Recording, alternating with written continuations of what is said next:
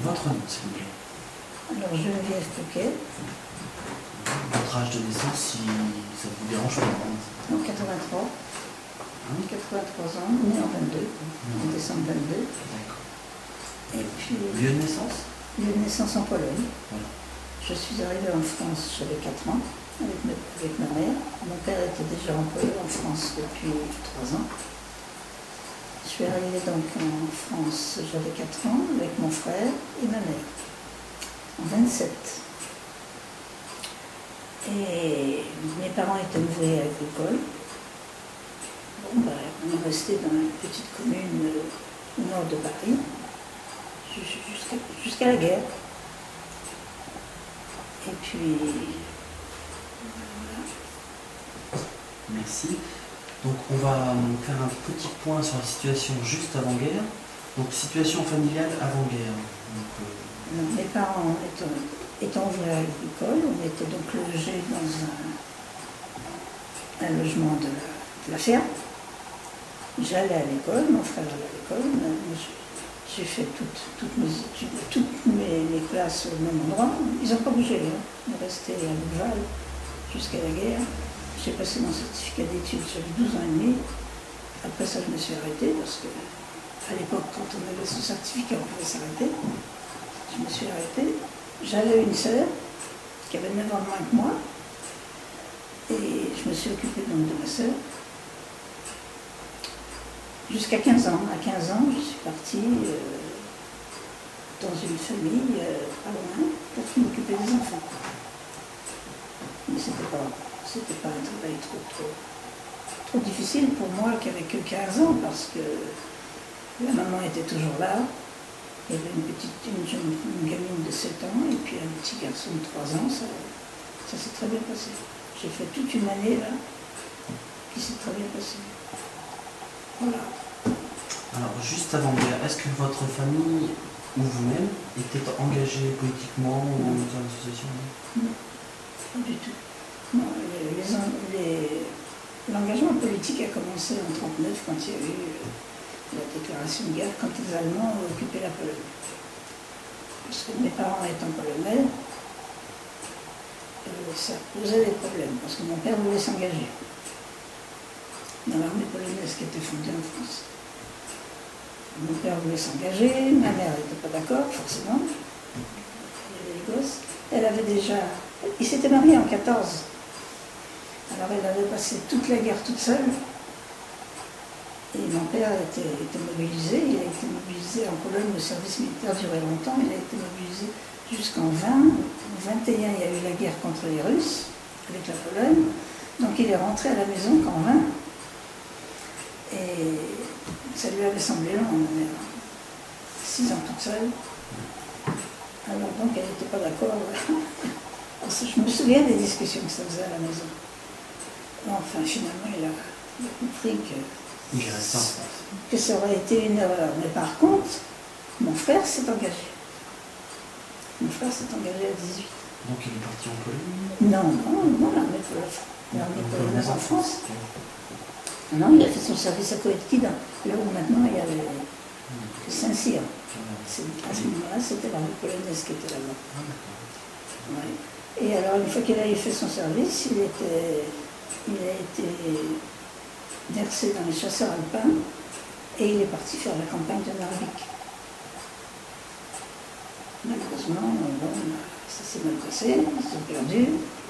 Il est rentré, et quand il est rentré juste 15 jours avant la débâcle et il a été fait prisonnier.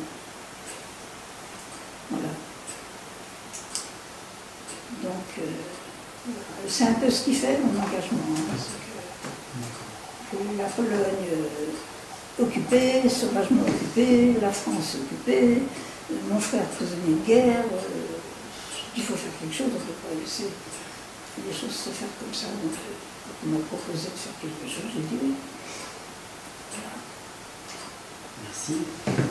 Alors maintenant, soit on parle de votre engagement et des différentes actions que vous avez menées, soit on peut passer à l'arrestation. Je peux vous expliquer l'engagement comment, parce que je crois que pour les jeunes qui sont toujours en train de se plaindre maintenant que ceci, que cela, qu'on ne fait rien pour les jeunes et tout, moi j'étais fille de Polonais, donc j'étais pas française. Mes parents étant travaillant dans la culture, j'avais pas le droit de faire autre chose que bonne à tout faire ou aller travailler à la ferme. Je ne pouvais pas faire autre chose. C'était comme ça. Hein. Et moi, ça ne me plaisait pas, ça. Alors j'ai commencé par faire les cours du soir, pour faire autre chose. J'ai réussi à faire des trucs de sténo, de secrétariat et tout, et j'ai trouvé du travail comme ça. Comme secrétariat, de sténo, et puis un petit peu aussi de main-d'œuvre. C'était pas une usine, c'était une boutique qui réparait les postes radio et puis qui en fabriquait. Qui était 6 ou 7 à travailler là-dedans. C'était à Paris. Je voyageais régulièrement et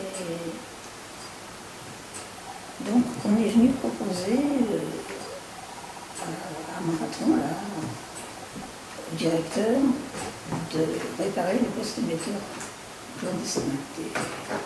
Donc, il a dit oui, et c'est là que j'ai pris l'engagement de suivre. Parce que mon travail consistait à livrer les postes qui réparaient. On faisait du dépannage, je pense que c'est moi qui allais livrer les postes. Donc il m'a dit, avec les postes émetteurs, ce sera la même chose. Il faut les planquer, il faut aller les livrer, parce qu'on nous les amenait, mais il fallait une fois réparés, on ne les gardait pas, hein, il fallait tout de suite s'en débarrasser. Comment vous faisiez pour ne pas laisser apparaître ce poste Ah ben, ils étaient planqués au milieu des autres, parce que c'était une usine quand même, hein, ça travaillait avec 5 ou 6 pièces, il y avait un tas de postes, il y avait un tas de matériel, il y avait beaucoup de matériel. C'était facile à planquer un poste. Et quand j'allais les livrer, on me le mettait dans une... Les postes avant-guerre, c'était des grandes ébénisteries. Hein. On me le mettait dans une ébénisterie comme si je livrais un poste normal. Un poste radio normal. Voilà, exactement. C'est comme ça que...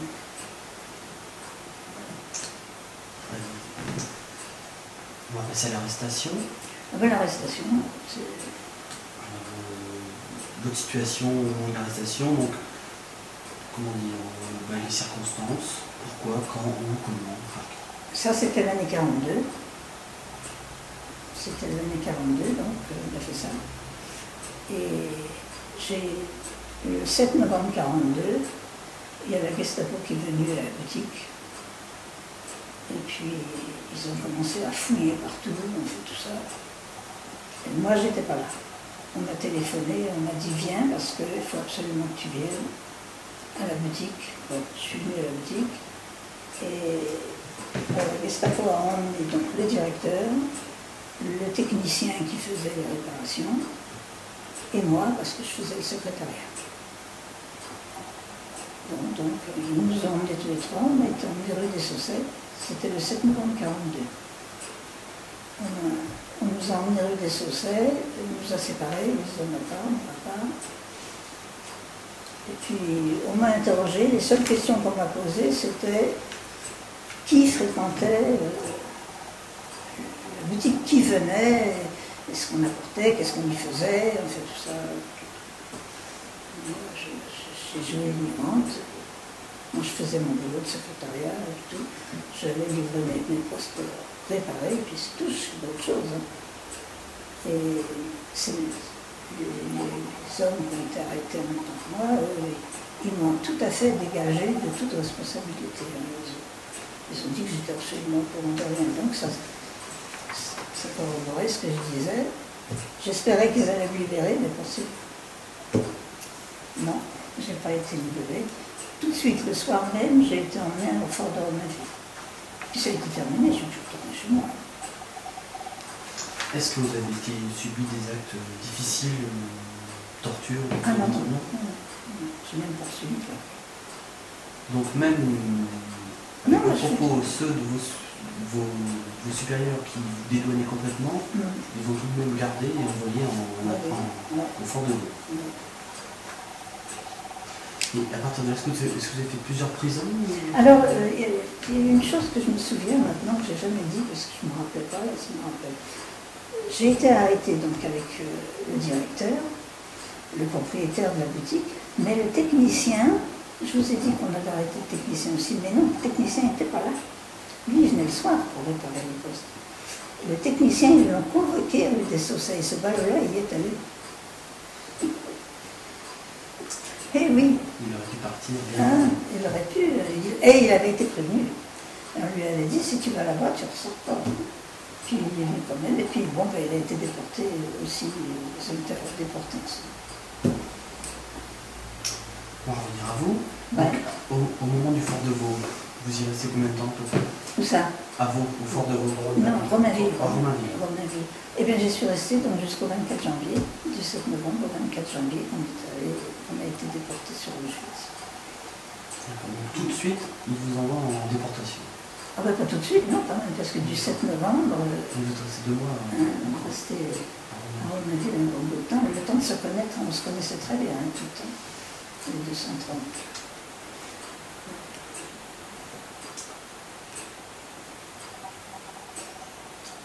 On va passer dans la vie, dans les camps hors de France.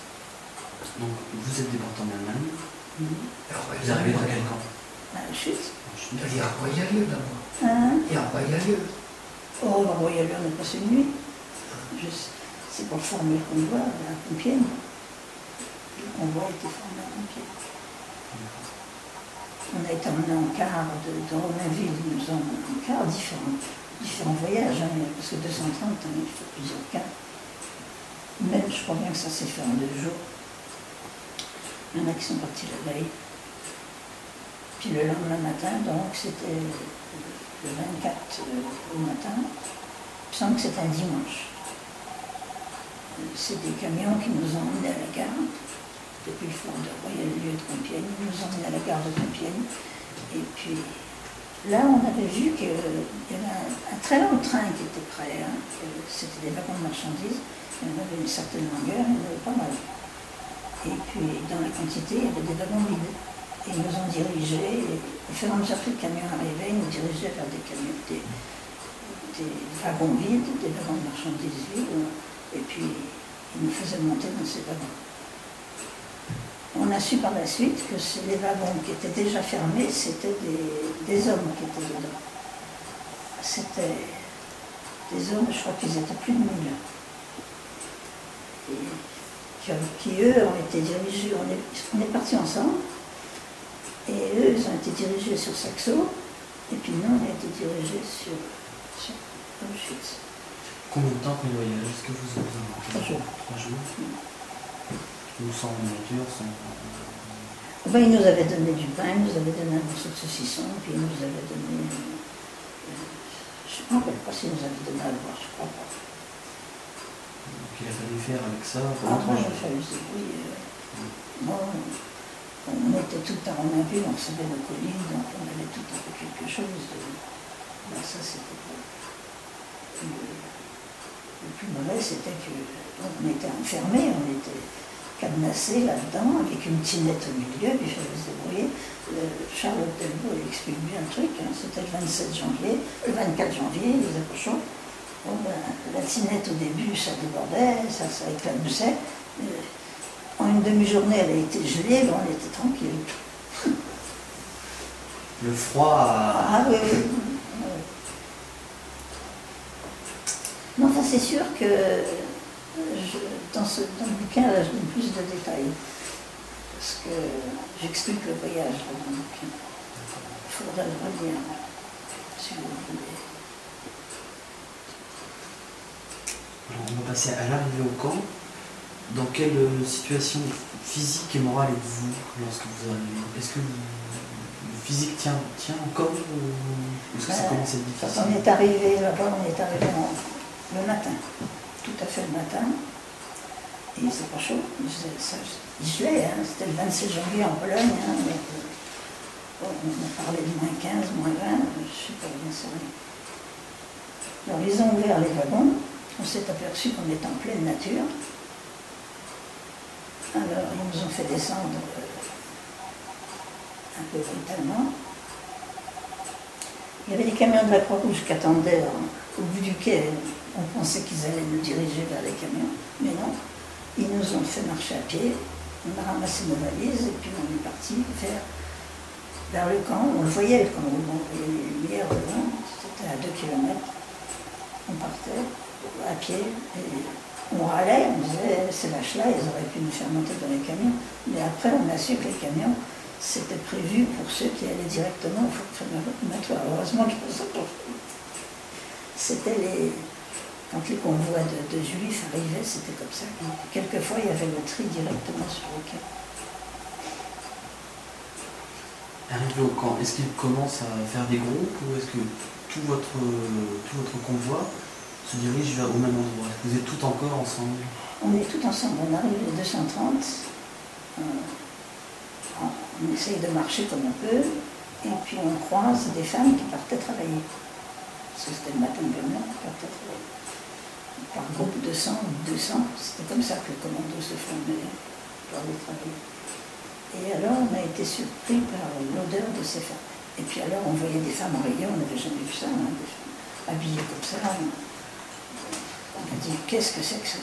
Où est-ce qu'on est là? Où est-ce qu'ils nous emmènent? On était complètement déboussolés là. Et puis, on a trouvé qu'elles n'étaient pas propres, qu'elles étaient sales, et qu'ils auraient bien pu se nettoyer, patati, patata, on disait. Bon, puis il y en a une qui nous a dit, vous ne faites pas de soucis, dans 8 jours vous sentirez comme elle, vous ne sentirez même plus l'odeur, vous serez comme elle. Et ça, c'est vrai. On ne sentait plus l'odeur.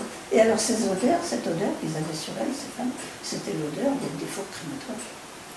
Parce qu'elle venait du camp, et le camp, tout le camp sentait cette odeur-là. Même quand on s'approchait du camp, à 2-3 kilomètres, on sentait déjà l'odeur. Et alors donc, quand on a vu ça, qu'on était tout à fait déstabilisés, là, à marcher comme ça, avec nos valises, sur la neige gelée, en fait tout ça c'était pas réel. Et quelqu'un a eu l'idée de chanter la Marseillaise. D'un seul coup, on a entendu la Marseillaise dans notre convoi, dans notre tranchée. Tout le monde a repris la Marseillaise, tous ceux qui la connaissaient en même temps. On est rentré au camp en chantant la Marseillaise. On se l'est dit plus d'un coup, si on avait su où on allait, jamais on n'aurait osé chanter un truc comme ça. Jamais. Parce que c'est sûr qu'on aurait pu être fusillés sur place, ils auraient pu nous tirer dedans. D'ailleurs, c'est ce qui s'est passé. En même temps, ça reflétait déjà une très grande solidarité, fraternité. Voilà, et c'est ça qui les a surpris. Le fait qu'on rentre en chantant la Marseillaise, tous ces dirigeants, tous ces soldats, tous ces femmes à Ouzérine, ils étaient tous là avec leurs chiens qui attendaient pour emmener les commandos au boulot, et tout, ça les a tous tellement sidérés qu'on rentre avec la Marseillaise, que plus personne n'a rien fait. Ça a fait le silence dans le camp. Ils ont arrêté de faire avancer les commandos pour travailler. Il n'y a plus personne qui donnait d'ordre, ça les a complètement sidérés.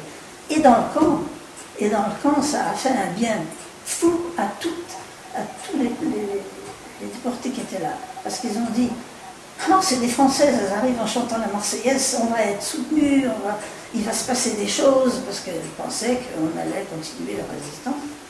C'était pas possible de faire la résistance. C'était pas possible, c'est pas parce qu'on rentrait en chantant la Marseillaise qu'on aurait pu...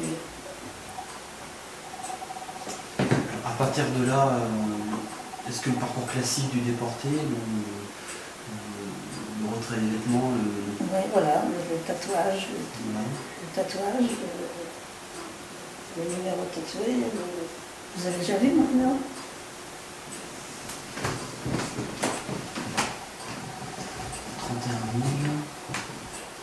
Oui.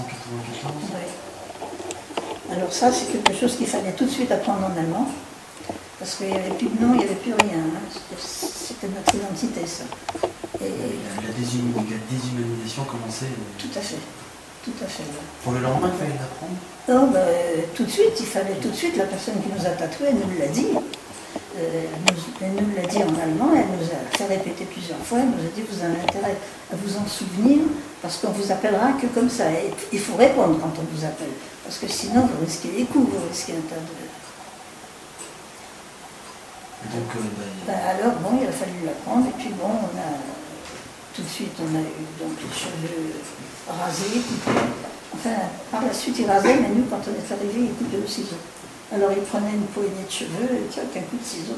Alors, c'est pour ça que là, sur les photos, on voit très bien comment... Regardez là, on voit là, nettement là, les coupes de cheveux au ciseau, comment on était. Puis on nous a mis dans ces habits rayés, et puis ils nous ont donné un bout de tissu avec un numéro, notre numéro, donc le nom là, qu'il fallait coudre sur nos vêtements. Voilà. Et à partir de là, très vite, est-ce qu'ils vous mettent dans le même baraquement, toutes On était dans deux blocs différents. On était séparés 230, ça fait sûrement pas mal, je sais rien. Ils appelaient ça des blocs quarantaine. On est resté 15 jours comme ça, dans ce bloc quarantaine, sans aller travailler à l'extérieur. Il y avait le travail à l'intérieur du camp. Voilà. Et puis après, on a été mis au bloc 26, le fameux bloc 26. Quand on est rentré dans le camp en chantant la Marseillaise, il y a le chef de camp qui était là, qui a dit « Mais qu'est-ce que je vais en faire? Qu'est-ce que je vais en faire ?» Et il y a une femme qui s'appelait Stenia, c'était une Polonaise, qui était là déjà depuis un moment. Elle avait le numéro 7000. Et nous, on a été immatriculés 31 000. C'était les toutes premières arrivées. Et elle était chef de bloc. Elle était chef du bloc 26. Et elle a dit, vous avez qu'à me les confier, moi je vais m'en charger. Et ils l'ont pris au mot et on a été au bloc 26. Les 230, ce qu'il en restait. Parce que pendant les 15 jours de quarantaine, il en est déjà décédé, je ne sais pas combien. Tout de suite. Du fait de manque de nourriture Non, c'est pas tellement le manque de nourriture. On avait quand même une nourriture. Non, c'est le froid, on est arrivé au froid, on nous a enlevé nos vêtements, on nous a mis ces espèces de trucs en fibrane sur le dos. Il y a eu beaucoup de maladies d'attraper là. Il y a eu les appels qui étaient très très longs. Dès le matin, on avait 2 heures d'appel, le soir la même chose, dans le froid, tout ça. Il y a eu toutes les personnes un petit peu faibles, ou bien âgées, il y avait des personnes âgées.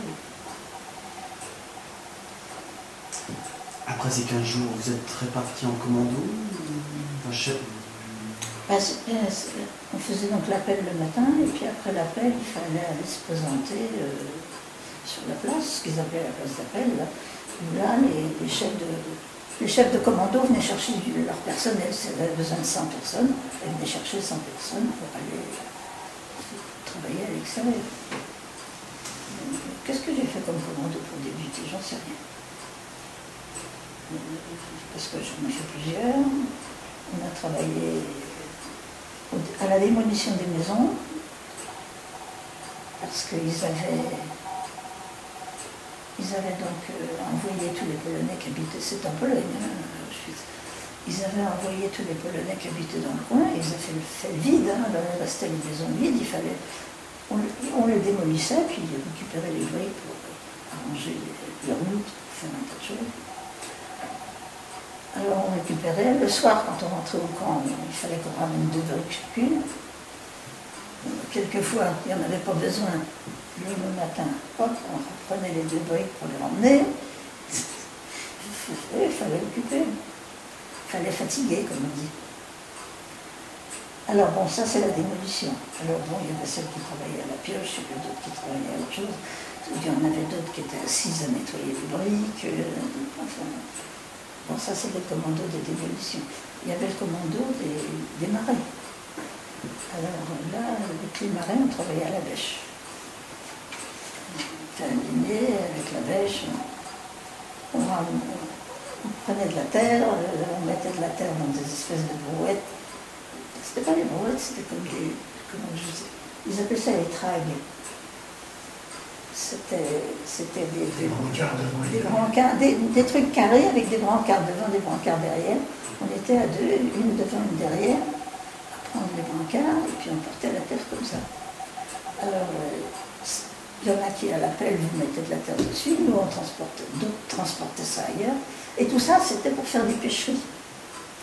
Alors, il fallait creuser, et il fallait creuser bien droit, il fallait bien sûr, puisque Et moi, je travaillais là-dedans, mais je n'ai pas travaillé au moment où l'eau, elle commençait à monter. Mais il y en a qui ont travaillé là-dedans avec l'eau, avec de l'eau jusqu'au genou, après quand ça commençait à monter. Puisque c'était tout des marais, hein, c'était tout fait sur des marais. Moi, j'ai eu la chance. Qu'est-ce que j'ai fait encore comme endroit? Je travaillais dans les pépinières, tiens. Alors, les pépinières, ça, c'était agréable parce qu'on coupait des... Vous savez, il y a des... Moi, je rigole, là. Hein. Il y avait des commandos. On coupait des petites branches de peuplier sur 20 cm. Il fallait les couper de 20 cm de long. On les attachait par paquet, je ne sais pas combien, je ne me rappelle plus. Et puis ça allait à un autre commando qui, lui, les plantait. Voilà. Alors, aujourd'hui, je vous dis, ça me fait rire ce genre de choses, parce que je me revois en train de couper les petits trucs. À l'époque, je ne savais pas, parce que c'était quand même bon, on était assis à travailler, mais on était quand même au froid, et puis il y avait la faim qui nous bousculait, et puis tout. Moi, je ne vous raconte pas le mauvais de l'histoire. Hein, moi. Si vous voulez savoir le mauvais, c'est pas moi qu'il faut interroger. Moi, le mauvais, j'oublie. J'essaye de survivre de ce que j'ai vécu, j'essaye de passer au-dessus. Est-ce que vous vous rappelez un petit peu des rations que vous aviez Ben oui, les rations c'était simple. Hein. Au départ, il y avait un pain. C'était des pains qui étaient carrés. Hein. Les pains c'était carré, très long comme ça, comme ça. Alors au départ, on coupait en deux, et puis après on coupait en deux. Au départ, quand on est arrivé, le pain était coupé en 4. 2, 4. Après c'était en 6, finalement il est terminé en 8. Et oui, oui. Alors avec ça, il y avait une tranche de saucisson. Et il y avait des jours, c'était le saucisson. Alors le saucisson c'était un petit peu plus gros que le saucisson à l'ail d'ici. Hein, c'était un peu plus gros. Alors il y avait une rondelle qui était à peu près épaisse comme ça. Alors, quand vous aviez la rondelle de saucisson, vous aviez le pain de saucisson, c'est tout. Hein. Ou alors il y avait une cuillère, l'équivalent d'une cuillère à soupe de confiture.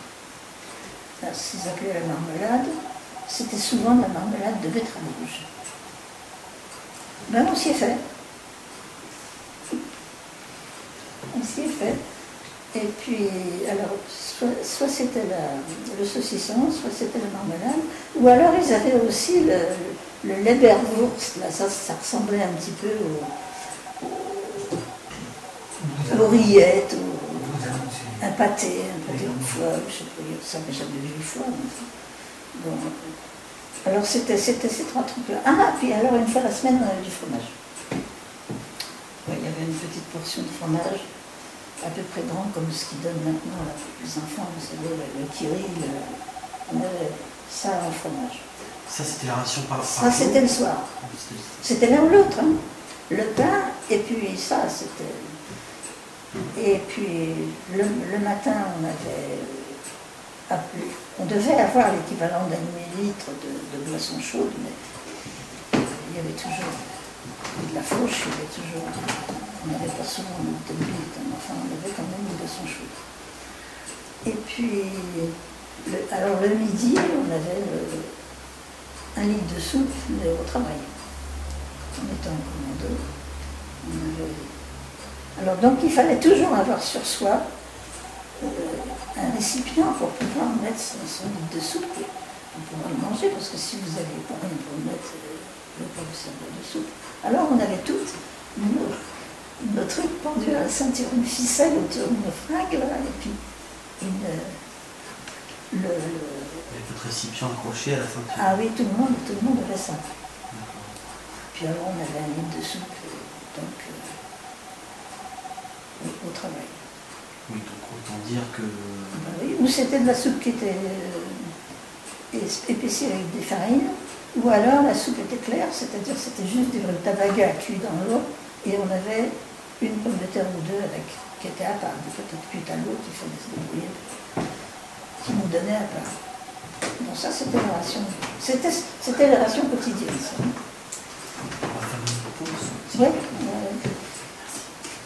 Oui, parce qu'on n'a plus de... Ah, tout est affiché, c'est bien. il devait rester 15 ou 20 secondes. Il vaut mieux couper. Il ne faut pas couper en plein milieu, quoi. Je peux jeter un coup d'œil de ce qu'on voit? Ah oui, oui, mais bien sûr. Mais on va mettre quelqu'un à votre place. Exemple. Est-ce qu'on peut, Parce que c'est... on peut reculer ce qui a été fait ou pas là? Comment? On peut reculer ce qui a été fait ou pas là? Visionner Ah oui, oui, oui. On peut? Oui, oui. Est-ce que vous voulez regarder ce que vous... Ah oui, oui. Ah, ben, bien sûr. Il faudrait d'abord que je l'arrête quand même. Donc, pour le moment, ça enregistre encore. Bon, tatoué à la ferme. Eh bien, je suis arrivée, on nous emmenait par groupe d'une vingtaine. Et donc, après, on nous emmenait donc, dans ce bloc de quarantaine. Parce qu'en attendant, on était dans une espèce de grange. Et je suis arrivée là-dedans en pleine nuit, quand on arrive là, tu sais. Quand on arrive dans un bloc comme ça, vous rentrez là à la porte, vous voyez des espèces de cases là, et alors qu'est-ce qu'on fait avec ça? Je ne sais pas. Et il fait nuit en plus, il n'y a pas de lumière. Alors d'un seul coup, j'étais là, je regardais, je dis qu'est-ce que je fais? D'un seul coup, j'entends Geneviève, viens, on t'a laissé une place. Eh ben voilà, dans une de ces coilles, ça s'appelait des coilles, on était à 8 par truc là. C'était des choses de 2 mètres sur 2, on était à 8 là-dedans. Et elle m'avait gardé une place. Vous voyez, ce collectif, c'est ça que ça sert, hein, ça sert à ça. Donc 2 mètres sur 2 avec 3 étages, on dit? Il y a 3 étages. 3 paliers, oui. 3 paliers, oui. Le plus mauvais, c'était celui du bas, parce que on rentrait de la boue quand on rentrait du dehors, avec les sabots, avec les chaussures, avec la neige et tout. Donc elle dormait plus souvent sur la boue que sur la brique. Hein. C'était de la brique, là. Tandis que là, c'était du bois dans les 2 autres, mais là, c'était de la brique. Et bon, nous, les jeunes, on nous a montés en haut, parce que les personnes âgées, elles n'avaient pas la force de monter là-haut. Moi, j'ai toujours dormi dans le haut, sauf une fois, j'ai dormi dans le bas. Pour ça, j'en parle, parce que je sais que c'est... Et c'était pas haut, ça, on ne pouvait pas s'asseoir. Hein. Il fallait y aller à genoux, il fallait se faufiler à genoux, monter par-dessus les autres.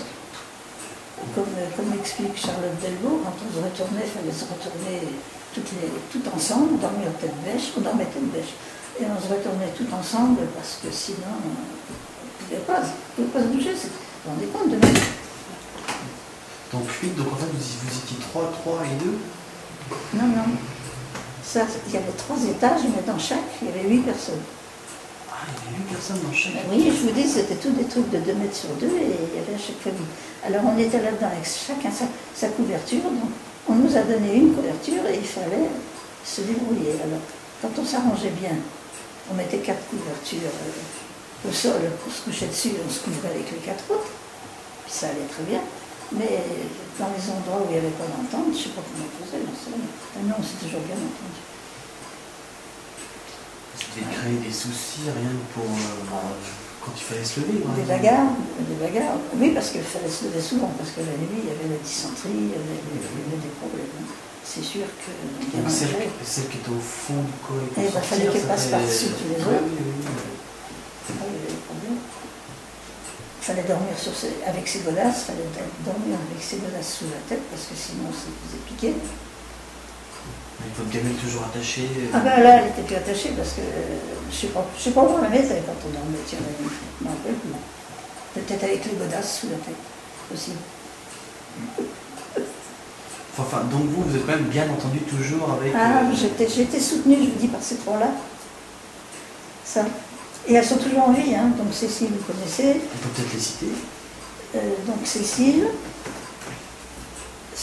Charluat, Lulu, qui était donc Lucienne Thévenin, et puis Carmen Lindbergh. Mais c'était un nom d'emprunt. Son vrai nom, c'était Jeannette. Voilà, ça c'est Cécile. Son vrai nom, c'était Jeannette Serre. C'était les 2 sœurs. Hein. C'était Serre toutes les 2. Ouais. Et les 2 autres, c'était Lulu et puis Cécile. Et puis alors là, bon, il y en a d'autres. Il y a Betty. Betty là. Il y a comment... Ça, c'est la bordelaise, je rêve pas de trouver son nom. Est-ce que vous pensez que cette solidarité très forte qu'il y avait entre vous, a joué un rôle. Parce que Absolument. vous êtes toutes revenues. Sans ça, on serait pas revenu. Oui, parce que vous êtes toutes revenues. Non, parce qu'on est revenu en 49, Oui. sur 230. Oui, de votre petit groupe à vous. Ah, on était un groupe de 4, donc, Oui. et on est rentrés toutes les 4. Oui. Et 50 ans après, on était encore toutes les 4. Et on est encore toutes les 4 aujourd'hui. C'est beau. Hein? Dans quel état, je ne peux pas vous dire, parce que les Marseillaises, elles ne sont pas en bon état. Mais Cécile, elle est en forme. Il a causé partout. Hein? Il a causé partout. Elle a cousu partout, elle a eu beaucoup d'opérations. Hein. Mais tandis que les Marseillaises, il y a Lulu, elle voit plus clair. Et puis Carmen, elle qui était jeune, qui était costaud, c'était une fille drôlement costaud, eh ben, elle ne peut plus marcher. J'ai vu que Cécile, s'il n'y a pas d'événement sur l'affiche, elle est née en 1914. Ou 15. Moi je dirais 15. Ah, enfin, là, il y a 14, mais elle a donc au moins 91 ou 12 ans. Oui, au moins. Et toujours autant d'énergie. C'est une sacrée gamelle. Hein. Ouais. Carmen, elle est née en 18. Et puis Lulu, je m'en rappelle plus. Mais enfin, d'après le livre à Charlotte Delvaux, on retrouve toutes les dates de naissance. Hein. Ah, c'est pour moi tout ça? Oh, est-ce que c'est gentil. Mais alors ça, c'est quoi? Ça, c'est autre chose. Ah, bon, vous allez m'expliquer. Oui, mais ça, on verra. Ouais. Voilà, alors je vous dis, la solidarité, hein, c'est ça, c'est quand on arrive comme ça, en pleine nuit, vous savez pas où mettre les pieds, et puis vous entendez Geneviève, viens, Ça doit faire chaud au cœur. Voilà. Donc justement, on était dans les relations avec les autres détenus. Donc ça tombe bien. Sans solidarité, on n'aurait pas pu. C'est pas possible. Et alors, la solidarité qu'on avait venait de Romainville, parce qu'on se connaissait toutes. Donc, du fait qu'on se connaissait, on se soutenait. Hein, on se soutenait pendant les appels, on se soutenait tout le temps. Pendant les appels, on se frottait le dos. Qu'est-ce que j'ai pu en trembler, moi? Je tremblais tout le temps, tout le temps. En plus, vous êtes arrivé en janvier. Oui, ouais. Et je tremblais tout le temps. Les copines, elles en finissaient pas de me frotter le dos. Et puis, non, alors tu vas t'arrêter. J'y arrivais. Et j'ai tremblé longtemps. Hein. On était mariés, on s'est mariés en 46 et je tremblais encore pour la moindre chose. Justement, est-ce que vous pouvez nous dire une journée type, comment ça se déroulait? Donc à quelle heure vous étiez réveillé? On se levait à 4h du matin. 4h du matin. Parce que Charlotte Delvaux avait gardé sa montre. Quel risque elle a pris pour garder sa montre, j'en sais rien. Et elle l'a gardée parce que c'était la montre de son mari. Son mari a été fusillé. Et quand elle était à la santé ou au dépôt, je ne sais pas où elle était, quand on l'a appelée pour qu'elle dise au revoir à son mari avant qu'il soit fusillé, il lui a donné sa montre. Alors, du fait que son mari lui avait donné sa montre, elle n'a plus jamais voulu la lâcher. Bon, tant qu'elle était à Romainville, il n'y avait pas de problème. Mais en arrivant à Auschwitz, je ne sais pas comment elle a fait son compte pour garder sa montre. Ça, j'en sais rien. Parce qu'on a été mis à nu complètement. Je ne sais pas comment elle a fait. Est-ce qu'il y a quelqu'un qui était déjà au camp qui lui a dit bah, tu me la confies, je te la rendrai? Il y en a beaucoup qui ont dit ça. Qui voyaient, qui venaient trouver personne pour dire t'as une belle bague, t'as ceci, t'as cela, tu me le confies, je te le rendrai. Les filles, elles n'ont jamais rien retrouvé, c'est bon. Si elles prenaient ça, ça leur servait de marché noir pour acheter du pain ou autre chose. Mais elle, Charlotte, je ne sais pas comment elle s'est pris. Toujours est-il qu'on savait qu'on se levait à 4 heures. Quand un appel durait 2 heures, 2 heures et demie ou 3 heures, on le savait, parce qu'elle avait sa montre, et elle ne la quittait plus, elle l'avait avec elle. Elle ne l'avait pas au bras, bien sûr, parce qu'elle aurait pu se le faire. Elle devait avoir ça dans un soutien-gorge qui s'était fabriqué, ou je ne sais pas quoi, on ne sait pas. Bref. Ouais. Donc le matin, on se levait à 4 heures, on faisait 3 heures d'appel. Après, on ne faisait pas tout de suite l'appel. Hein. Il fallait, quand on se levait, il fallait plier les couvertures, il fallait ranger la coille, il fallait tout se bien ranger, bien plié, bien rangé. Et après, on nous faisait sortir pour l'appel. Donc on allait à l'appel. Entre-temps, on s'était débarrassé si on avait envie de faire des besoins où on pouvait autour du bloc, parce qu'il n'y avait aucune commodité, il n'y avait rien. Il n'y avait pas d'eau, il n'y avait pas de water, rien. quand on est arrivé à Auschwitz, c'était comme ça. Même pas un robinet Ah, un robinet, il y en avait un pour la cuisine. Et il y en avait un autre près de la porte d'entrée que les Allemandes, parce qu'il y avait des Allemandes, il y avait des blocs d'Allemandes, et que les Allemandes s'étaient accaparés pour aller essayer d'avoir une goutte d'eau, un verre d'eau, ben, on risquait de prendre des coups, ou alors ça dépend de ceux qui ont tombé, quelquefois on tombait sur une personne plus sociable qui vous laissait prendre un verre d'eau. C'était... Bon, alors donc on allait se placer par 5, il fallait toujours se placer par 5, on allait se placer devant c'était pas le grand bloc, il y avait une grande place d'appel. Moi j'étais au bloc 26, donc il y avait le bloc 27 devant nous. Et puis après il y avait une grande place, c'était assez large, hein. Il y avait tous les camps, tous les blocs pouvaient se placer là pour faire l'appel. Hein. On se plaçait tous là, donc il y avait des places pour tout le monde. Hein. Donc on se plaçait par 5 et ben, on attendait jusqu'à ce qu'ils décident que le compte était bon. Il n'était jamais bon. Non, pour la bonne raison qu'il y avait des décès durant la nuit, il y avait des décès au commando, il y en a qui ont ramené du commando moitié morte qui dans la nuit mourait, il fallait sortir les mourants devant la porte du bloc, les compter, il fallait que tout le monde soit compté. Alors tout ça, ça posait des problèmes, hein. C'était d'une longueur, ces appels. Elle nous comptait, quand on était placé 5 par 5, elle nous comptait. Alors on disait, ça y est, c'est juste. Oui, oui, c'est bon, mais il y a autre chose. Voilà, il y avait toujours autre chose. Et ça durait 3 heures. C'est donc après cela que vous partiez en... Après, là, donc il y avait un coup de sifflet, et là, ça voulait dire qu'il fallait s'en aller former les commandos. Donc si on avait repéré un commando qui vous convenait, parce qu'il y en avait plus ou moins, on essayait de repérer la chef du commando. Si on la reconnaissait le lendemain, on allait vers elle et puis elle reformait ses 100 ou 200 filles qu'elle avait besoin.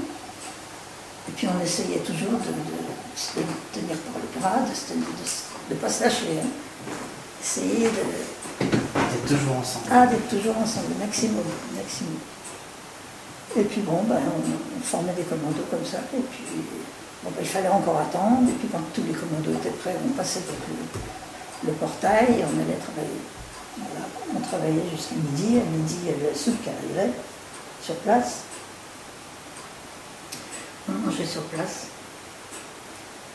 Et puis à 1h, on reprenait le boulot. Jusqu'à, je pense, 5 heures, je pense. Entre 4 et 5 heures, on s'arrête. Parce qu'il fallait revenir au camp. Et puis là, ben, on recommençait l'appel. C'est ça qui a tué toutes les filles. Hein. C'est l'appel qui tuait Tom Camp. Ces stations de boue, après toute une journée de travail, dans le froid, dans tout son jeu, mal chaussé. Moi, quand c'était le moment de s'habiller, quelqu'un m'a dit tu prends pas des chaussures parce qu'avec la neige, tu vas avoir toujours les pieds mouillés. Prends des sabots. Bon, bah, j'ai dit des sabots, bien. Puis elle m'a dit si tu trouves des chaussons pour aller avec, ça sera très bien. J'ai trouvé des chaussons, ça n'existe plus, ça, des espèces de chaussons en feutre, des espèces de chaussons qui me montaient au-dessus des chevilles avec des petits boutons. J'avais trouvé ça. Ben, pour mettre dans les sabots, c'était impeccable ça. Parce que j'avais chaud aux pieds, chaud aux chevilles. Les sabots, ça ne laissait pas monter la neige. Ce qu'il y a, c'est que la neige collait souvent aux sabots et j'avais quelquefois des problèmes pour marcher. Donc, je suis restée quand même avec mes sabots pendant 3 semaines. Jusqu'à ce que je trouve une bonne paire de chaussures. J'ai réussi à trouver une bonne paire de chaussures. Par l'intermédiaire de... Tiens, c'est Cécile qui m'a trouvé une bonne paire de chaussures. Comment elle les a trouvées, j'en sais rien. Enfin, c'était... Et le soir, le repas entre guillemets. Et bien après avoir fait l'appel, donc on rentrait au bloc, et c'est là qu'il y avait la distribution du pain. Donc, en rentrant, elle nous donnait la distribution, donc la ration de pain avec soit du saucisson, soit du fromage, elle avait aussi une part de margarine de temps en temps. Donc, voilà. Je sais pas, j'ai lu une fois que la ration était de 800 calories par jour. Et vous avez quand même tenu plus d'un an. Eh oui, ah oui, ah oui. Enfin, sur 230, il n'y en a que 50, 30 000 coups. Il ne faut pas l'oublier, ça. Hein. 2 ans. Plus que ça, oui. Oui, 2 ans. 2 ans.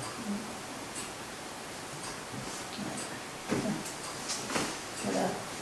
Donc là, on a parlé d'une journée type de vos relations avec les autres détenus.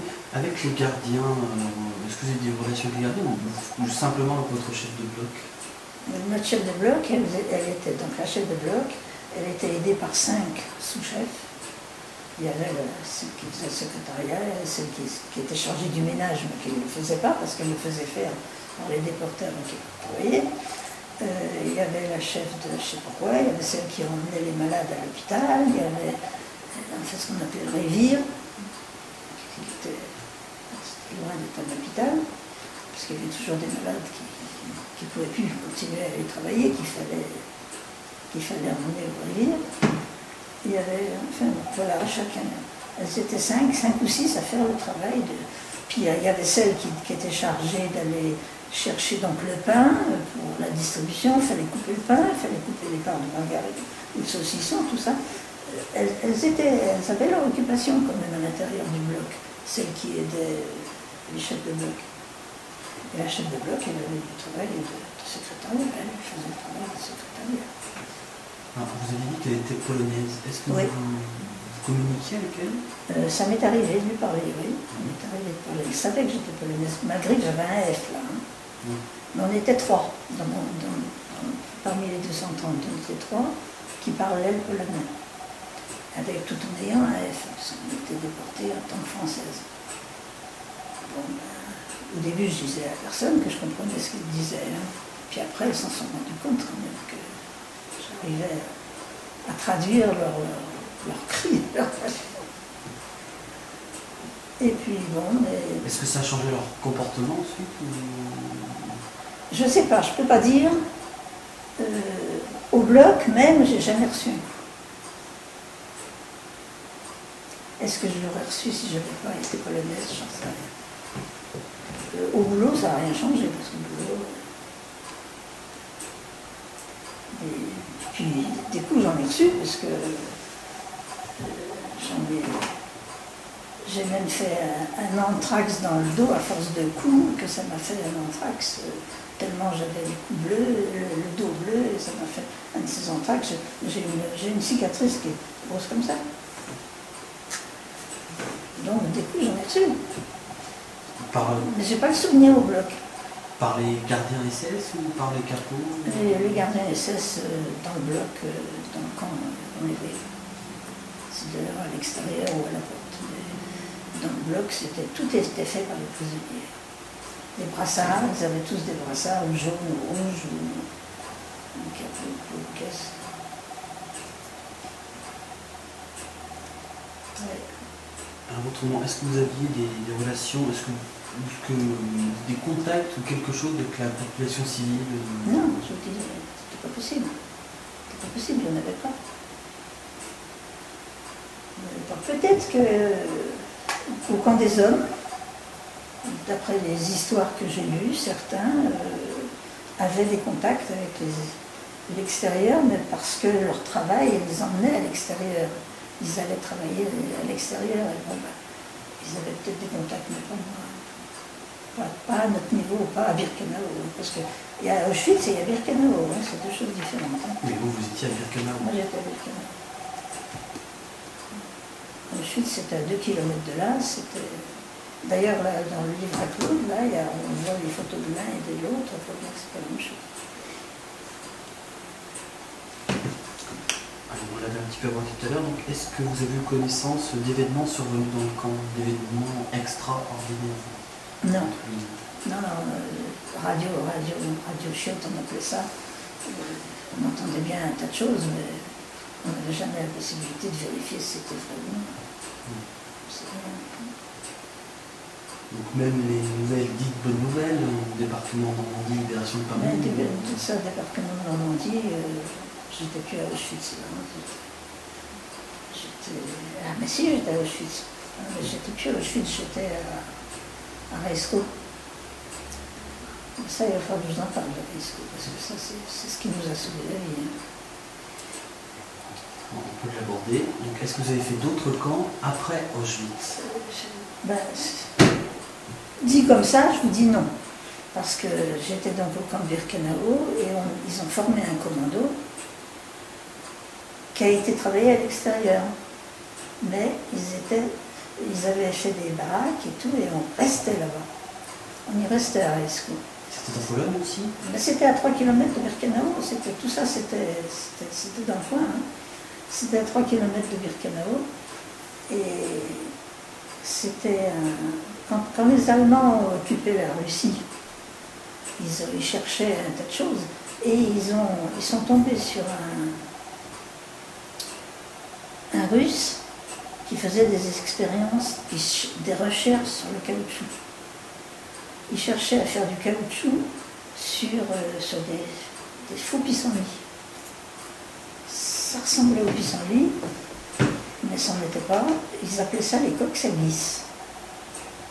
Et quand ils sont venus, les Allemands, ils ont ramené ce Russe avec eux pour l'obliger à continuer son expérience. Et ils ont installé ça à 2 km d'Auschwitz.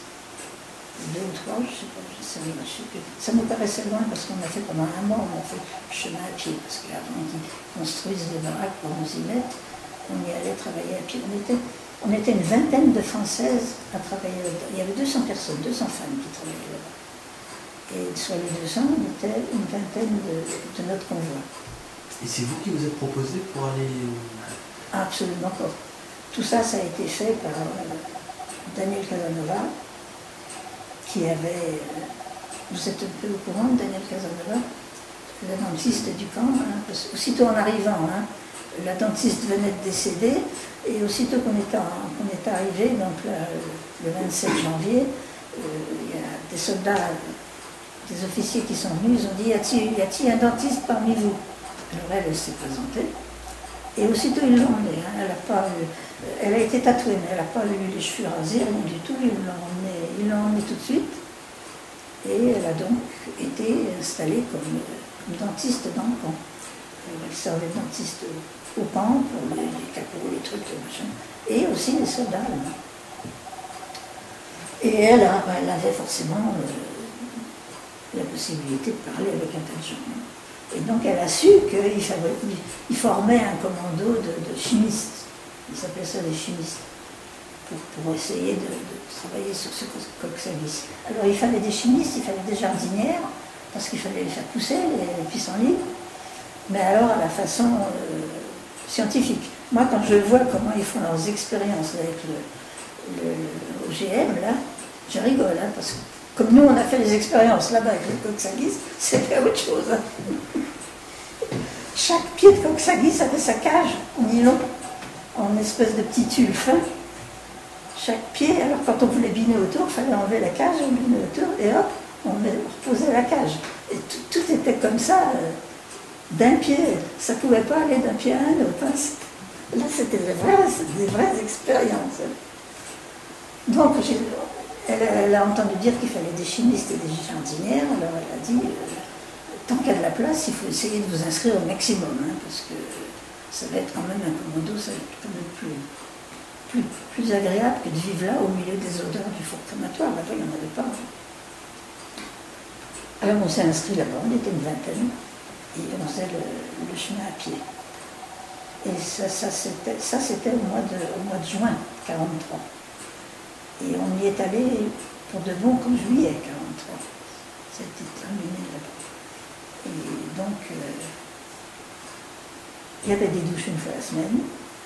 Il y avait des toilettes dans les blocs, il y avait des lits, on dormait dans des lits. C'était le paradis à côté de Birkenau. La nourriture elle est un peu plus conséquente aussi? Un petit peu mieux, c'est-à-dire que là-bas, il n'y avait pas de fauche. Là-bas, ce qu'on avait droit, on nous le donnait. Voilà. Tandis qu'à Birkenau, il y avait de la fauche, tous ces brassards, tout ça, ils se servaient d'abord. Donc vous dites que c'est ça qui vous a sauvé en fait. Oui, parce que c'était quand même pas la même vie, hein, c'était quand même pas...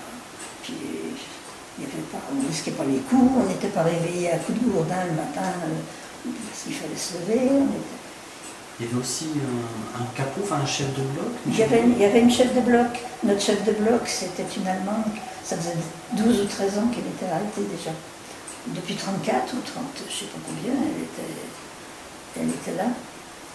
Alors, à Birkenau, quand on nous réveillait là, dans ces fameux blocs-là, c'était un coup de gourdin, elle venait taper sur les bordures, celle qui était en bordure, elle recevait le coup de gourdin. Hein. Tandis que là-bas, elle ouvrait la porte. Aufstehen! Voilà, ça c'était notre réveil. Parler de changement. Je vous dis, le changement de vie à Rajsko, et puis d'abord le nom déjà. Rajsko, ça veut dire le paradis, en polonais. Genre, hein, il l'avait baptisé comme ça, sûrement exprès, j'en sais rien. Donc on a eu une vie tout à fait... De toutes celles qui sont parties là-bas des 20, il n'y en a aucune qui est décédée pendant les 6 mois de Rajsko. Mais donc vous y êtes resté jusqu'en décembre ou janvier, décembre, jusqu'en décembre. Et en décembre, je ne sais pas pourquoi, ils ont décidé qu'il y en avait 10 qui partaient, 10 Françaises qui partaient. Pourquoi? Il y avait vraiment des choses illogiques avec eux. Alors dans les 10, il y avait donc mes copines, là. Il y avait elle, tout. On était tous là. Et seulement avant de partir, il fallait prendre les températures. Surtout pas transporter des maladies ailleurs. Bon. Alors, moi j'avais de la fièvre. Et puis une autre Lucie qui n'est pas là, elle avait de la fièvre aussi. Bon, on nous a laissé là, on nous a dit, bon, vous ne partez pas. Allez, hop, direction hôpital. On nous a emmenés donc au Rivière. Moi, ça fallait dire que quand j'ai eu le typhus, j'y suis restée 3 jours dans le coma, aussi où j'ai été réveillée. J'ai dit, moi, j'y reste pas là-dedans, je suis restée. Je suis sortie de ce révire dès que j'ai pu mettre les pieds par terre. Hein. Je ne suis pas restée là-bas parce qu'il y avait des sélections dans le révire. Quand il y avait des malades un peu trop mauvais état, on les emmenait au four. Hein, alors, je ne voulais pas y rester. Et alors, nous voilà partis au révire. Oh la Lucie, elle pleurait. Elle pleurait. Oh là, combien de fois elle me l'a dit? Si tu n'avais pas été avec moi, elle dit, je me serais jetée le long d'un barbelé. Hein. Elle dit, je ne serais pas restée de voir les autres partir et puis de se retrouver toute seule au milieu de polonaises, tu ne parles pas la langue, rien du tout. Oh, enfin, on était à 2. Mais on n'est pas resté longtemps, on est resté 2 jours. 2 jours après, on n'avait plus de fièvre. Cette fête, moi j'ai su depuis que c'était elle qui avait fouetté son thermomètre et qui me l'avait filé. Elle l'a dit. Bon, enfin bref, l'importance. Donc après, vous avez rejoint vos compagnes détenues ou... J'ai rejoint mes compagnes détenues, mais entre-temps, les compagnes détenues, elles ont été mises en quarantaine. Elles étaient plus au camp. On ne sait pas pourquoi, il y a eu des recherches de fait, pourquoi toutes les Françaises ont été mises en quarantaine. Les Françaises et parce qu'il y a eu aussi un convoi d'hommes à Auschwitz, et les hommes avaient été mis en quarantaine aussi. Ceux qui restaient, hein, parce qu'ils ont été déportés à 1200, ils sont rentrés à 120. Hein. Et pourquoi, je ne sais pas. Donc, au lieu de nous remettre au camp, après le rivière, on nous a remis en quarantaine avec les autres. Donc, on s'est retrouvés, les 10 là qui étaient partis, mais il en restait quand même une quarantaine qui étaient en quarantaine. On était avec. Ça a duré combien de temps? Eh bien, on est resté là-bas jusqu'en juin. En juin, quand il y a eu le débarquement en France, ils nous ont dit, bon, ben, plus de quarantaine pour les Français, nous avons le camp. C'était fini. Au départ, on a toujours cru qu'au départ, ils avaient mis les Françaises en quarantaine parce qu'ils voulaient nous libérer, mais on n'était pas en état de se libérer. Ils ne voulaient pas que ça se voie. Et alors, ils ont dit, on va les mettre un peu en quarantaine pour qu'ils se rétabent. Parce qu'en quarantaine, on avait quand même la vie un petit peu mieux. D'abord, il n'y avait pas les appels. Il y avait, au début de la quarantaine, il y avait quand même un verre de lait tous les matins. Il y avait quand même un peu de choses pour améliorer la vie. Moi, je n'ai pas connu ça, puisque moi, j'y suis arrivée en quarantaine 6 mois après. Hein. Mais c'est ce qu'elles nous ont expliqué, les filles. Et puis bon, pourquoi ça a été oublié, cette quarantaine, j'en sais rien. Enfin bref, elle a duré 1 an. Si on est rentré à 49, c'est à cause de ça. Hein. Vous êtes resté un an en quarantaine? Ils sont restés pas moi. Oui. Parce que j'étais à ESCO, parce que j'ai fait les commandos. Après le mois de juin, quand il y a eu le débarquement en France, ils nous ont mis au camp.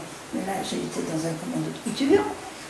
Donc j'avais pu faire les commandos dans les champs. Et puis, au mois d'août 44, ils nous ont envoyé expédier à Ravensbrück. Donc dès août 44, vous êtes évacué sur Ravensbrück. Sur Ravensbrück, oui. Donc pareil, vos quarantaines, je présume? Oh, bah oui, mais ça, c'était des petites quarantaines, ça durait 8 jours, et puis après, on en était. C'était pas la même chose.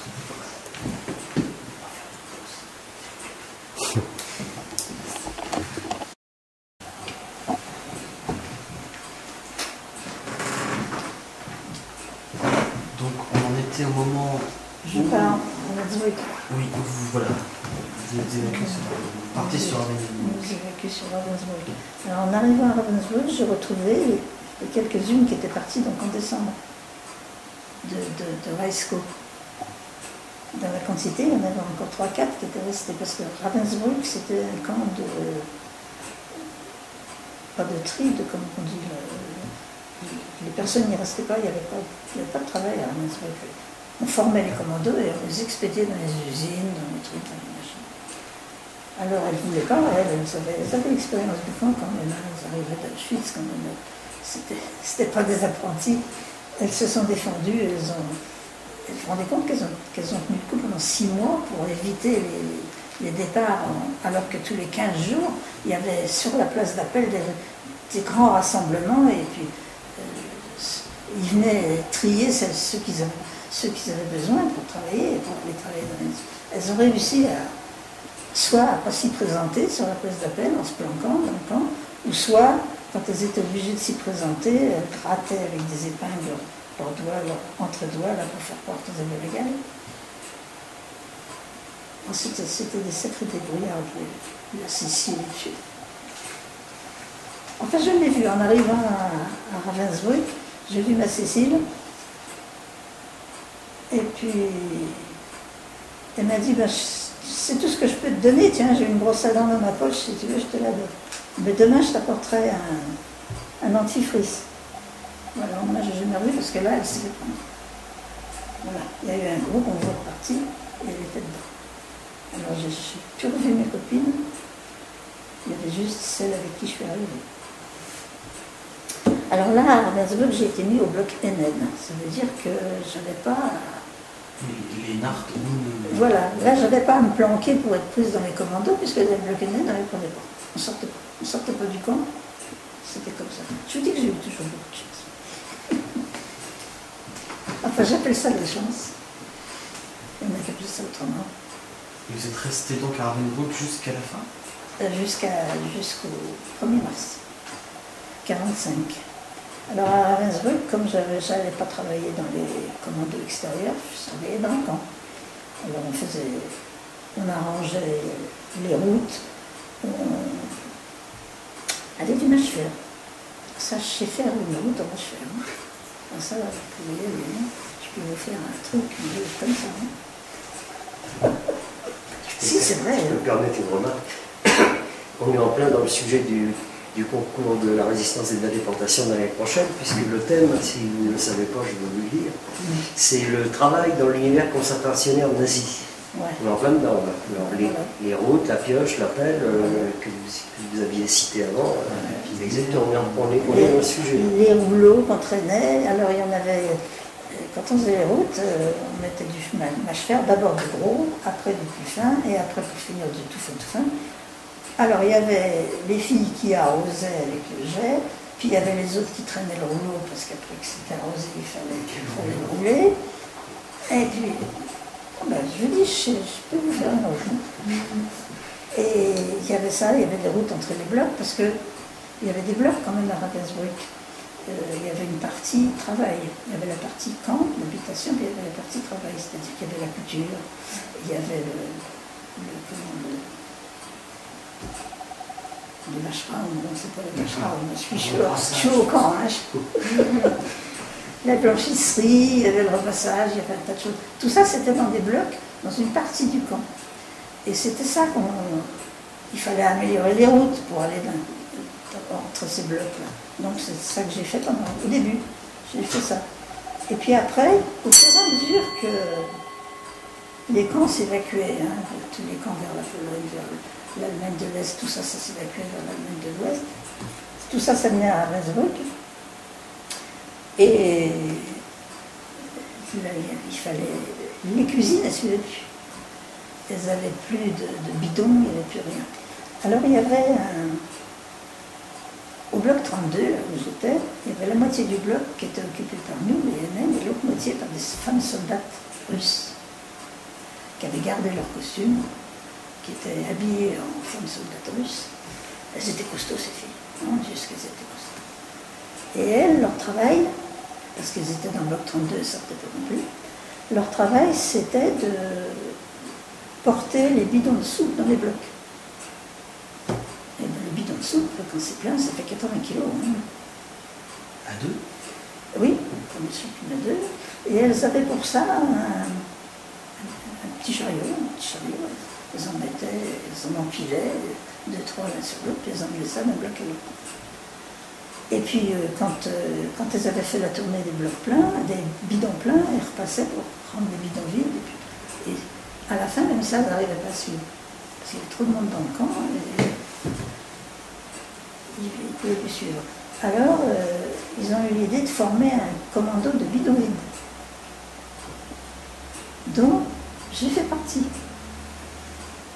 Alors, on nous a donné le chariot des Russes, avec lesquels elles ramassaient les bidons, lesquels charriaient les bidons pleins, et on leur a donné un plateau. Alors, elles étaient heureuses avec ce plateau. Alors, elles n'avaient plus besoin d'empiler, elles avaient un plateau avec des roues en pneus, ça roulait tout seul, elles étaient heureuses comme tout. Et alors, elles faisaient les bidons pleins, et nous, on faisait les bidons vides. Et bien, ça, c'était un bon boulot, parce que c'était l'hiver. On allait donc ramasser le bidon dans les blocs, on pouvait se permettre de traîner un petit peu à la chaleur du bloc, parler un petit peu avec les filles qui étaient dans le bloc, enfin, c'était pas mal. Et puis, on emmenait donc les bidons vides à la cuisine, et puis on repartait, ramassait d'autres bidons vides, et voilà, c'était notre travail. Et bien à la fin, il y avait tellement de monde dans le camp, qu'on n'arrivait même plus à faire des appels. On nous comptait dans notre lit.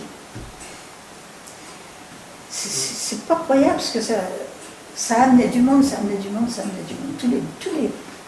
Tous les camps évacués de l'Est qui arrivaient. Oui, puis toutes les filles qui travaillaient dans les usines et tout, ils sont débarrassés des déportés, ils n'en voulaient plus, puisque au fur et à mesure, il y avait les soldats qui arrivaient. Alors tout ça revenait au camp. Mais ça n'a pas duré longtemps, hein, quand on nous a compté dans nos lits, ça a duré même pas 8 jours. Puis après, on nous a évacués. Je ne suis pas restée. Donc on nous a évacués sur Mauthausen, à ce moment-là. Non, parce que c'était après le mois de mars, on est parti là-bas. Mais ils n'avaient même plus de vêtements, il n'y avait plus rien. Hein. Les vêtements que j'avais à Ravensbrück, je les ai gardés sur mon dos jusqu'à Mauthausen et je suis rentrée chez moi avec. Hein.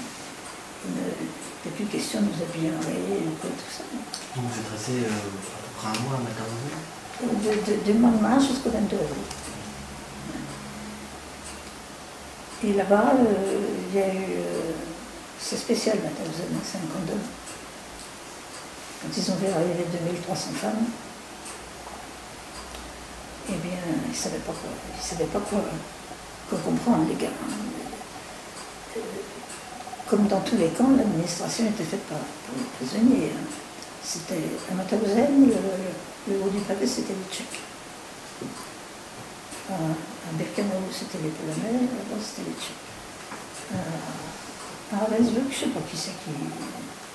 Je ne sais rien. Je ne sais pas rendu. J'ai oublié. Alors là, c'était les Tchèques qui faisaient l'administration, qui faisait tout. Et alors le chef de tous les scribes, de tous les secrétaires, il a dit ça c'est mauvais signe, des femmes qui arrivent là, on ne peut pas garder des femmes au milieu des hommes, c'est impossible. Donc il a dit, il faut faire quelque chose. Donc qu'est-ce qu'il a fait? Il a ramassé tout ce qu'il avait comme maximum de secrétaires autour de lui, et il dit, on va les immatriculer. Mais alors, il faut les immatriculer rapidement. Il faut que ce soit fait rapidement. En même pas une heure, il a immatriculé les 2300 femmes. Tellement il a mis de personnel et tout. À partir du moment où on est immatriculé, on est sur les bouquins, ils ne peuvent pas déjà emmener comme ça au fort crématoire, hein, c'est pas possible. Hein. Ça, c'était faisable à Birkenau, parce que Birkenau, ils emmenaient des convois complets au fort crématoire, mais c'était autre chose. Là, c'était pas des juifs, c'était pas. Hein, c'était des prisonniers politiques, hein, par exemple. Et à partir du moment où on était immatriculé, bon, ben, qu'est-ce qu'on va en faire?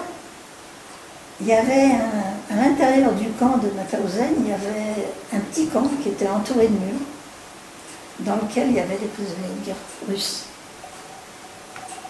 Et avec une vie qui leur faisait mener, c'est pas vrai, parce qu'ils ont été malheureux, les prisonniers de guerre russes.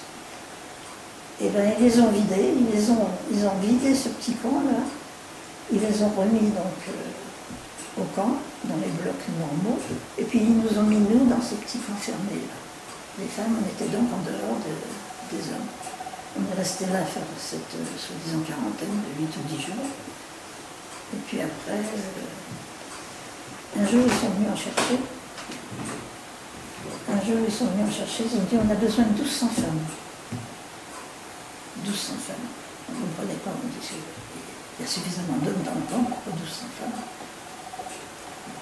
Alors, puis, on peut poser des questions, personne ne répond, hein, parce que personne ne sait rien. C'est un ordre qui est arrivé, mais on ne sait pas pourquoi. Bon, les 1200 femmes, moi j'en faisais pas partie. Ils ont habillé, ils ont sorti, puis ils sont sortis du camp, ils sont partis. Bon, le lendemain matin, elles sont parties, mais c'était pour la nuit, hein, elles partaient pour la nuit. Le lendemain matin, elles sont revenues et on entendait dire des choses, on a subi un bombardement, il y a eu ceci, il y a eu beaucoup de morts, et ceci. Et là, ils ont dit, il nous faut 300 femmes. Il en fallait encore 300. Voilà, j'ai été prise dans le truc, de 300. Alors, on nous emmène. Et alors, c'était donc le bombardement d'Amstetten. C'était quelques kilomètres, je ne sais pas combien de kilomètres de Mauthausen, je ne sais pas le point. Et il y a eu le bombardement d'Amstetten. Amstetten, c'était une très grande gare de triage. Il y avait des quais, des vagues, des voies.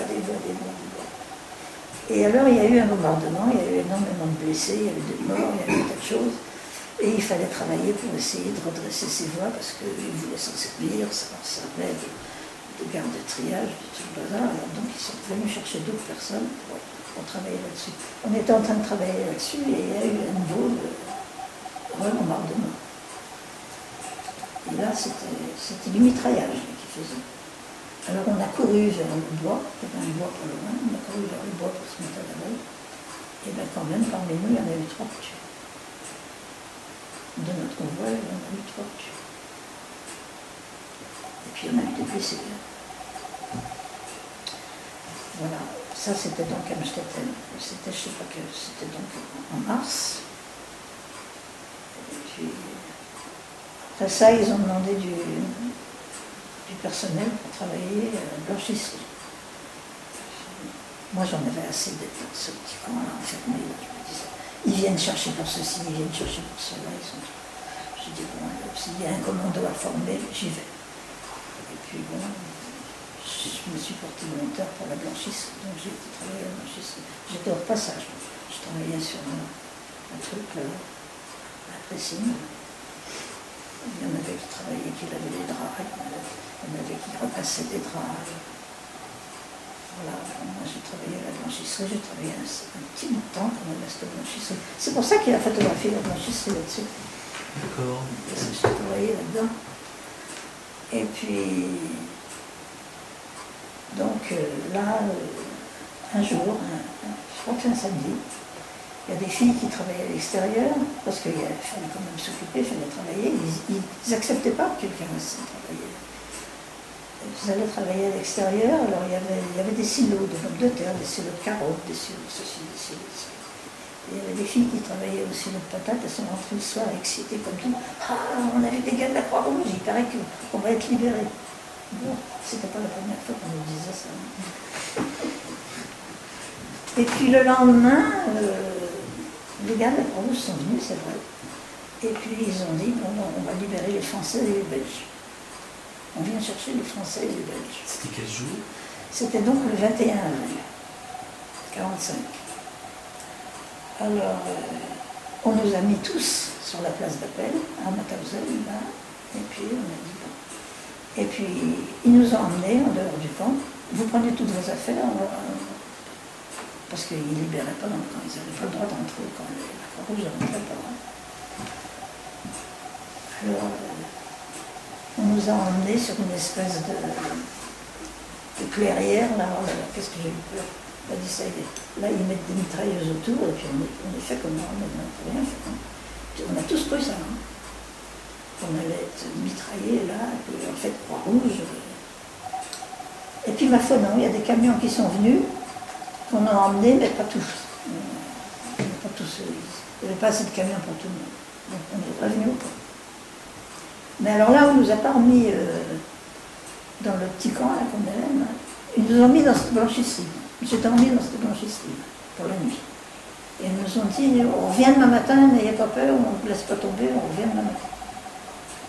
Et le lendemain matin, on nous a remis sur la place d'appel, on nous a fait ressortir. C'était des Français? Non, c'était de la Croix-Rouge suisse. Suisse. De la Croix-Rouge suisse, et alors le chauffeur qui nous conduisait, c'était un Canadien. Et donc là, on nous a emmenés sur cette clairière, et puis on nous a mis dans des camions, je ne sais pas combien on était par camion, peut-être une vingtaine, j'en sais rien. Et puis on a donc fait le voyage jusqu'à la Suisse. On a contourné le lac de Constance, puis on est arrivé en Suisse. Mais c'était loin, hein, de Mauthausen jusqu'à la Suisse, c'était loin de temps. Hein. Et le chauffeur se faisait du souci parce qu'il avait, du fait que c'était le deuxième jour, il était juste en temps pour arriver. Il dit, si je ne traverse pas la frontière avant telle date, avant telle heure, on ne me laissera pas passer. Alors il fallait se dépêcher, on n'a pas eu d'arrêt nulle part, on a rien eu. Donc il a réussi à passer, on s'est retrouvé en Suisse. Et vous sentiez déjà la libération en vous? Non. Non. Mais ça... Non, tant qu'on était dans le camion, tant qu'on était en Allemagne, non.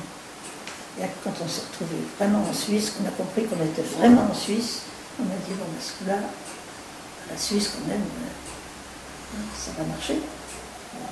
Sinon, oh non, je vous dis, on avait... Le fait que dans cette clairière, on avait tous peur, après, ils nous remènent au camp, et on revient, vous savez, hein, c'était vraiment encourageant tout ça. Hein. Enfin voilà, alors on s'est retrouvés dans une école. On a été mis dans une école, à beaucoup là. Je me rappelle, je me renvoie dans la cour d'école là, à marcher un peu dans la cour d'école. Il y avait des gens qui venaient au grillage nous parler, et une dame qui m'a amené une paire de chaussures, parce que j'avais sûrement quelque chose au pied qui n'était pas réel. Et puis bon, ma foi. Je suis restée, je ne sais pas, une journée ou deux, je ne me rappelle plus bien combien de temps. Après, ils nous ont emmenés à Annemasse. Et c'est à Annemasse qu'ils nous ont fait nos papiers de rapatriement. Donc vous n'êtes pas passé par Paris? Après. Si, après. Après. À Annemasse, ils m'ont fait passer la radio, ils m'ont fait ma carte rapatriée. Et puis, c'est là qu'en train de rentrer à Paris par la gare de l'Est. La gare de l'Est, et la gare de l'Est nous ont amenés à l'UTCA. Et à l'UTCA, ils nous ont donné un télégramme à envoyer dans ma famille, donc ma famille était prévenue. Voilà. Et puis bon, moi j'ai pas dormi à l'UTCA, mais il y a une copine, elle est voilà, sur la photo, elle m'a dit, tu ne vas pas aller dormir là, à l'UTCA, viens avec moi, on va aller chez des copains. Bon, c'était une communiste, hein, les copains, on sait ce que c'est. Hein. Alors, on est allé chez les copains, j'ai été reçue, c'est pas croyable. Le lendemain matin, on m'a réveillée avec un chocolat chaud. Oh, c'est des souvenirs qui restent. Hein.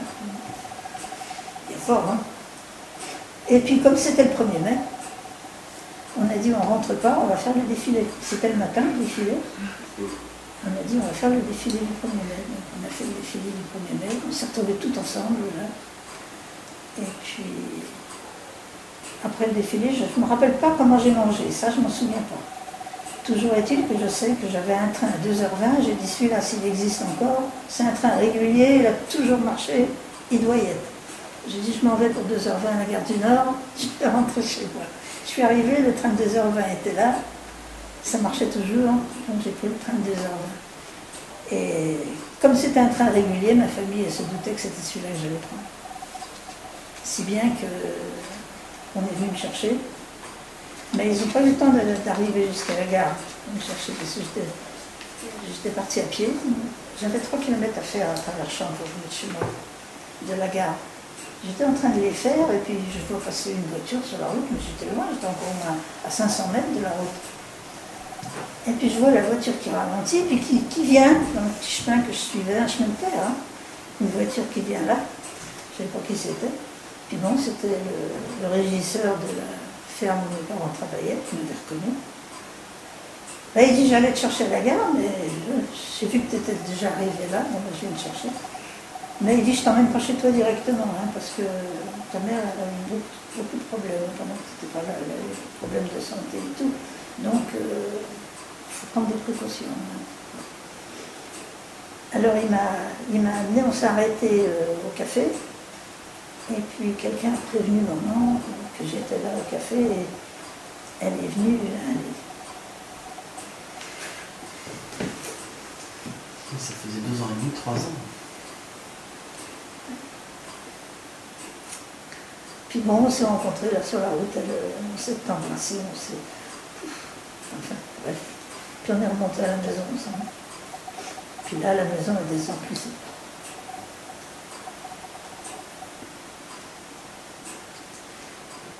Alors, à la suite de ça, est-ce que très vite, vous avez voulu reprendre du normal ou est-ce que c'était difficile? C'est pas possible. C'est pas possible, une vie normale. D'abord, j'avais plus de boulot. Je ne pouvais pas prendre de vie normale, j'avais pas de travail. Et puis, j'étais loin de tout, hein. J'étais 3 km de la gare.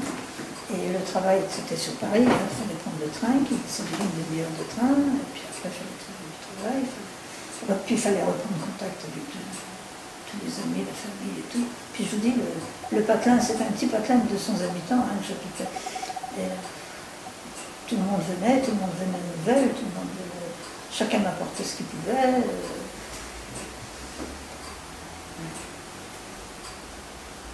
Par contre, le lendemain matin, j'ai eu une sacrée émotion. Ça, je me rappellerai toujours.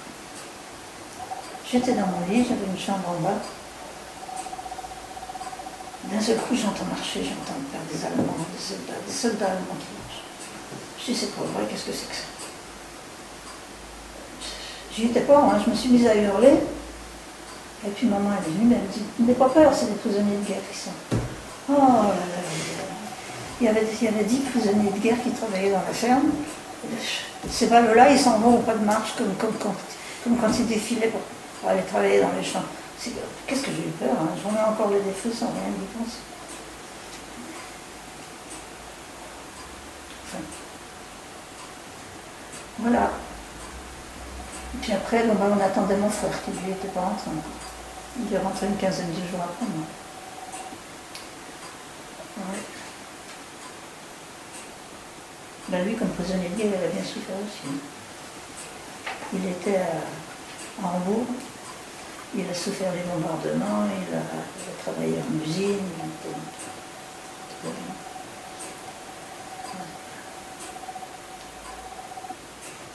Enfin voilà, c'est tout mon parcours. Alors après, petit à petit, j'ai une copine qui m'a trouvé du boulot. Et puis, j'ai donc trouvé du travail dans une usine de confection. Et la personne qui dirigeait cette usine, elle avait fait la libération de Paris. Donc, quand elle lui a dit que je revenais des camps, oh là là, il ne faut pas la laisser, il faut l'amener, il faut qu'elle trouve du boulot, on va la soigner, j'étais bien. Enfin, voilà. C'est comme ça que j'ai repris le courant de vie. Puis j'avais mes parents quand même. À partir du moment où mon frère est venu, on était la famille réunie. Puis j'avais 22 ans quand même, mon frère en avait 24. Quand même à cet âge-là, on réagit quand même. Puis j'allais souvent à l'amicale Père de l'Euro pour former. Il n'y a pas longtemps, j'ai travaillé, j'ai été aidée à l'amicale. J'étais avant qu'on quitte Paris, j'avais aidé à l'amicale, et ben, j'ai retrouvé des fiches écrites de ma main. Du temps où j'étais revenue et qu'on formait l'amicale. Justement, parlant d'amicale, est-ce qu'après la guerre, vous avez voulu ensuite adhérer à une association, une fédération? Rien du tout, je ne voulais pas entendre parler de rien, je voulais rien, je n'ai pas fait aucune demande de rétribution, rien du tout, je n'ai rien fait. Rien, je voulais pas, j'avais. Au départ, tout de suite, j'allais donc à l'amicale, ça a duré peut-être 6 mois, puis après j'ai tout laissé tomber. Du jour où j'ai eu mon travail, je ne me suis plus occupée de rien. Et puis c'est en 58 que les copines m'ont dit, tu sais, hein, si tu ne fais pas quelque chose là, c'est prescription à la fin de l'année. Hein. Après c'est fini, tu ne pourras plus rien faire, il faut absolument faire quelque chose. Et c'est là, en 58, que j'ai fait toutes mes démarches pour avoir le papier. Sinon c'était un peu plus long parce qu'il y avait des personnes qui étaient disparues. J'ai réussi. J'ai réussi à faire mes papiers de déportée résistante et j'ai été homologuée et tout, mais sur la 2e classe seulement, non pas le bataillon. Hein? Enfin bon, depuis j'ai eu tout, j'ai eu la médaille militaire par De Gaulle, j'ai eu la Légion d'honneur par qui c'était après De Gaulle, qui c'était, parce que Pompidou. Pompidou, je ne sais pas, on sait rien. Après c'était Giscard d'Estaing. Oui, et puis j'ai été officier de la Légion d'honneur en 92, qui c'est Jox, je crois qu'il me l'a remise. Il me semble. Enfin, pas qu'il me l'a remise, mais qu'il m'a prévenu que je l'avais.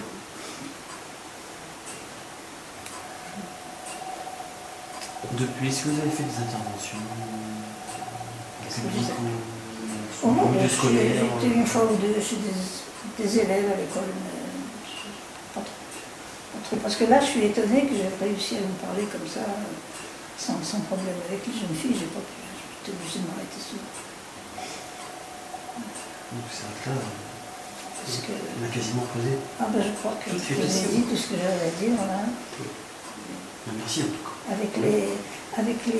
Quand j'allais dans les écoles, les enfants étaient préparés par les profs, ils avaient des questions toutes prêtes, j'avais qu'à répondre aux questions, c'est pas la même chose. Tandis que là, vous m'avez demandé, faire le plan, il vraiment dans mes souvenirs. Il s'agit plus d'un récit. Ah oui, c'est plus. Alors je ne sais pas si vous vous êtes peut-être rendu compte que moi, mon témoignage est léger. Hein. Les gros trucs, les gros coups, les machins, tout ce que j'ai subi, j'en parle pas. Hein, parce que d'abord c'est trop dur d'en parler, puis deuxièmement, il n'y a pas de raison pourquoi je vais admettre tout ça. Oui, mais en tout cas, je pense que tout était compréhensible du premier coup. C'est les horreurs du camp, tout ce qu'il y a eu, bon, mais il y a suffisamment de livres là-dessus. Bien sûr, oui, exactement. C'est exactement ce qu'on pense. Il a suffisamment été écrit sur la chose. Moi, je préfère en parler comme ça légèrement, parce que là, comme ça, je peux en parler, mais autrement, je peux pas. C'est déjà énorme. En tout cas, c'était parfait. C'était parfait. Et nous, merci. Oui, merci. Puis juste pour faire, si ça ne vous ennuie pas, un plan sur le tatouage. Ah, si vous voulez bien. Vous voulez que je m'approche? Non, je vais approcher des photos de ça. Et là, j'ai entendu claquer là. Ça, c'est Ça, pareil. Ah, c'est possible. Ouais, j'ai entendu C'était claquer. juste pile poil. Ah oui, eh ben, c'est parfait. Juste attends, Il a un cerveau meilleur que le mien. Sans qu'on C'est pour ça. Bon, quand même, on est d'abord le personnage. Comme ça va ou est-ce qu'il faut que je change? Non, ça va. Très bien.